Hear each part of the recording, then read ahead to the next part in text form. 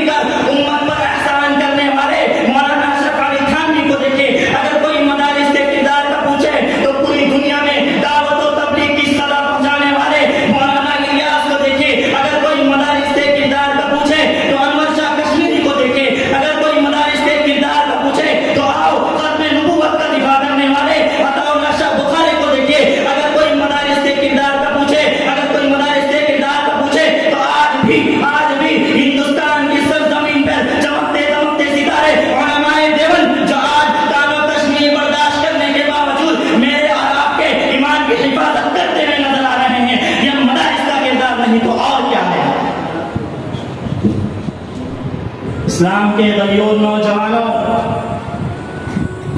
مدارس اسلامیہ کے افراد نے ہر دور میں عالم کے امن و امان اور سکون کے لیے ایسی ایسی قربانیاں پیش کی ہے کہ اگر میں پورے عالم کی تاریخ کی جھلکیاں دکھلاؤں تو میرے لیے اس مختصر سے وقت میں ناممکن ہوگا۔ اس لیے میں صرف اپنے ملک ہندوستان کے مدارس اسلامیہ کے کردار کی ایک جھلک دکھلانا چاہتا ہوں تاکہ آپ سمجھیں کہ ان مدارس کی تاریخ کیا ہے۔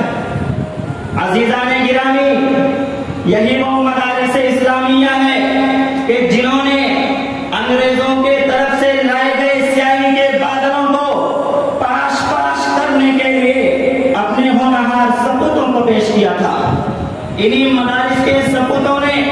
آزادی وطن کے لیے اپنے جسموں کو چھلنی کرایا تھا۔ انہی مدارس کے باکمان فرزندوں نے قید و بند کی صعوبتوں کو برداشت کی تھی۔ انہی مدارس کے نکلے ہوئے جالوں نے پھانسی کے پھندوں کو چوما تھا۔ میں تو یہاں تک کہتا ہوں کہ ان مدارس کے سپوتوں نے آزادی وطن کے لیے جتنا اپنا خون جگر بہایا ہے، دوسرے ادارے اپنے سپوتوں کے اتنے پسینے بھی پیش کرنے سے عاجز ہوں گے۔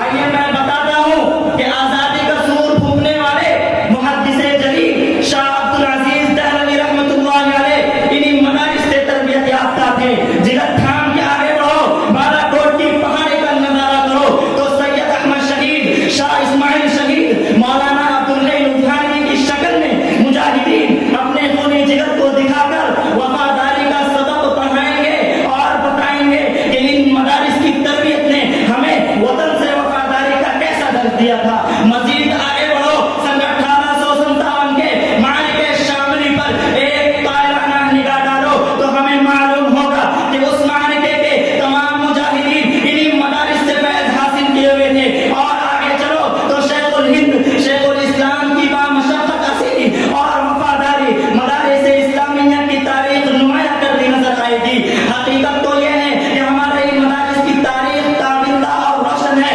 لیکن اے ملت اسلامیہ کے غیور نوجوانوں، آج ہمارے ان مدارس اسلامیہ کے، آج ہمارے ان علماء کرام کے تمام قربانیوں کو فراموش کیا جا رہا ہے۔ ہمارے ان مدارس کی تابناک ماضی کو شکر و شبہات کے دائرے میں رکھا جا رہا ہے۔ ہمارے ان مراکز کے خوشائند مستقبل پر ڈاکہ ڈالنے کی پیغام سعی ہو رہی ہے۔ اس لیے اے ملت اسلامیہ کے غیور فرزندوں، آج حضرت نانوتوی کی روح ہمیں آواز دے رہی ہے، حضرت گنگوہی کا دل پکار رہا ہے، شیخ الہند کا جگر صدا دے رہا ہے، حضرت مدنی کا کلیجہ آواز لگا رہا ہے کہ اے قاسم نانوتوی کے روحانی فرزندوں، جن اداروں کی فیض تربیت سے ہم نے ہندوستان میں انقلاب کا سورج روشن کیا تھا، آج انہی درسگاہوں کی مخالفت کی جا رہی ہے۔ جن درسگاہوں کے فیض صحبت سے اس ملک میں باد بہاری آئی تھی، آج انہی درسگاہوں کو بنیاد پرستی اور ملک دشمنی کا طعنہ دیا جا رہا ہے۔ اس لیے اے ملت اسلامیہ کے غیور نوجوانوں،